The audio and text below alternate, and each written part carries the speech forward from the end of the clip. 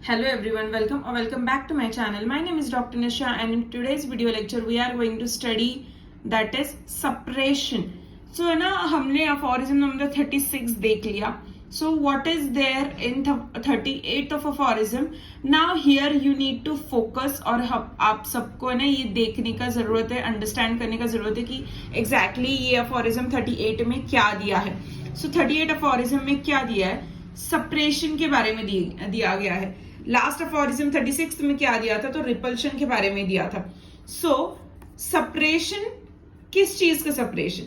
तो जैसे मैंने लास्ट वीडियो लेक्चर में एग्जांपल दिया था मेरा खुद का, that is I am the patient and मेरे अंदर ओल्डर डिसीज है मैंने बोला था. तो सिमिलरली अभी भी वही कंडीशन, वही सिचुएशन इमेजिन करेंगे और मेरे अंदर ओल्डर डिसीज है, बट फर्क सिर्फ इतना था, फर्स्ट कंडीशन में ओल्डर डिसीज स्ट्रॉन्ग था, इस कंडीशन में ओल्डर डिसीज वीक है.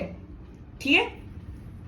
सो जितना ताकतवर डिसीज होना चाहिए उतना वो ताकतवर नहीं है, but you need to understand the situation.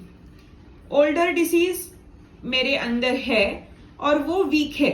ठीक है, मतलब छोटा मोटा ही डिसीज है, बट वो मेरे इम्यूनिटी को और ज्यादा लो कर रहा है, बहुत ज्यादा लो लो लो लो कर रहा है.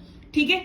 Why it is called as weaker disease? क्योंकि वो शॉर्ट ड्यूरेशन डिसीज है या फिर थोड़ा ही सिम्टम है, but it is ultimately affecting my immunity.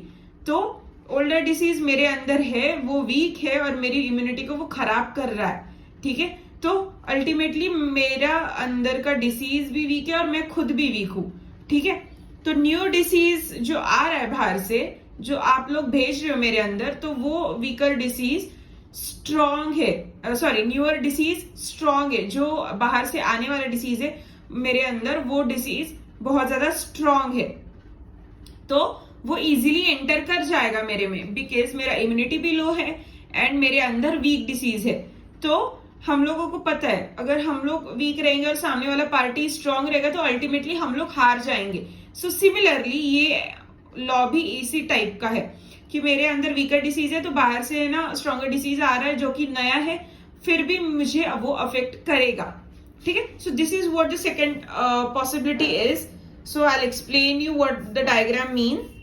तो सेकंड पॉसिबिलिटी है ओल्डर डिसीज है जो कि वीक है, हाँ.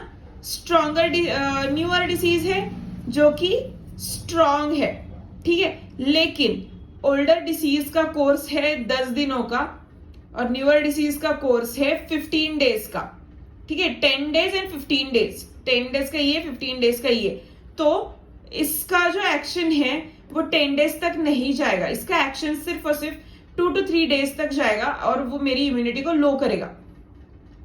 And this is the first step. ठीक है. बाहर से आने वाला डिसीज, इतना ध्यान में रखना है. फिर सेकेंड स्टेप पे आ गए हम लोग. तो अभी ये पूरा ब्रैकेट जो है ना वो नया डिसीज है. Square is a new disease and round is a old disease. ठीक है. सो ये जो न्यू डिसीज है ओल्ड डिसीज को सप्रेस कर रहा है. क्या कर रहा है? तो सप्रेस कर रहा है और अपनी अपनी एक्शन कंप्लीट कर रहा है. हाँ, मतलब ओल्डर डिसीज का जैसे मैंने आपको बोला था 10 दिन का एक्शन है और ये न्यू डिसीज का 15 दिन का एक्शन है. भले new disease sorry old disease weaker हो और न्यू डिसीज स्ट्रॉन्गर हो, फिर भी वो आता नहीं है स्टार्टिंग के डेज में. लाइक 3 to 4 डेज कुछ हार्म नहीं हुआ, वो सिर्फ चिपका रहा. बट आफ्टर 3 to 4 डेज जैसे मेरी इम्यूनिटी और ज्यादा लो हो गई, न्यूअर डिसीज ने ओल्डर डिसीज की जगह ले ली मेरे बॉडी में. ठीक है. अभी मुझे ओल्डर डिसीज के कोई भी साइंस एंड सिम्टम्स नहीं दिखेंगे, बल्कि मुझे अभी स्ट्रॉन्गर डिसीज, दैट इज नए डिसीज के सिम्टम्स मुझे दिखाई देंगे. This is the step 2. अभी स्टेप 3 में क्या दिया है? तो स्टेप 3 में दिया है ओल्डर डिसीज और न्यूअर डिसीज. तो यहाँ पे स्टेप 2 में न्यूअर डिसीज का 15 डेज का जो साइकिल है वो कंप्लीट कर लेता है. ओल्डर डिसीज का हम लोगों ने देखा फर्स्ट स्टेप पे कि 3-4 दिन का एक्शन कंप्लीट कर दिया. ठीक है. सो उसके बाद अभी 15 दिन बाद जब न्यूअर डिसीज का एक्शन कंप्लीट हो गया, न्यूअर डिसीज जाने लगा बाहर, तो ओल्डर डिसीज के सिम्टम्स धीरे धीरे धीरे धीरे बाहर आने लगे. बिकॉज एक तो पहले से ओल्डर डिसीज ने इम्यूनिटी वीक कर ली थी, अभी न्यूअर डिसीज ने भी और खराब कर दी, तो ओल्ड डिसीज के सिम्टम्स भी दिखाई देंगे अभी मुझे। तो जो इसका 10 दिन का कोर्स था और पहले 4-5 दिन वेस्ट हो गए इम्यूनिटी लो करने में, तो वो और 7 दिन 10 दिन और वो कोर्स चलेगा ओल्डर डिसीज का, ठीक है। तो मैं और भी ज्यादा बीमार रहूंगी ओल्ड डिसीज को ही लेके, ठीक है। It will come back again. So for example mumps का एग्जाम्पल दिया गया हैनीमैन सर ने। तो क्या दिया है मम्स के एग्जाम्पल में, जैसे कि मम्स, ये जो एग्जाम्पल है मम्स, मतलब मम्स डिसीज मेरे अंदर था, दैट इज वीकर डिसीज, ठीक है, पहले से ही मेरे अंदर था मम्स। फिर मुझे हिट किया न्यूअर डिसीज ने। कौन से डिसीज ने, तो न्यूअर डिसीज में विच इज काउ पॉक्स, ठीक है। काउ पॉक्स ले लो या चिकन पॉक्स, कुछ भी ले लो, हाँ। तो उसने मुझे अफेक्ट किया। फिर अभी देखो थोड़े दिन बाद, 3-4 दिन मुझे मम्स के सिम्टम्स दिखने के बाद मम्स के सिम्टम्स सप्रेस हो जाएंगे और मुझे काउ पॉक्स के सिम्टम्स मुझे दिखाई देंगे, ठीक है। तो काउ पॉक्स के सिम्टम्स मुझे दिखाई देने के बाद वो काउ पॉक्स का जो एक्शन रहता है 7 दिन का, वो कंप्लीट हो जाएगा, ठीक है। 15 दिन का, महीने का, वो कंप्लीट हो जाएगा। उसके बाद तुरंत बाद ये खत्म होने के बाद एक्शन लाइक फीवर, वो rashes, everything will be and. और उसके बाद फिर से मुझे मम्स के सिम्टम्स दिखाई देंगे for next 7 days and this after that the cycle of both the diseases will complete.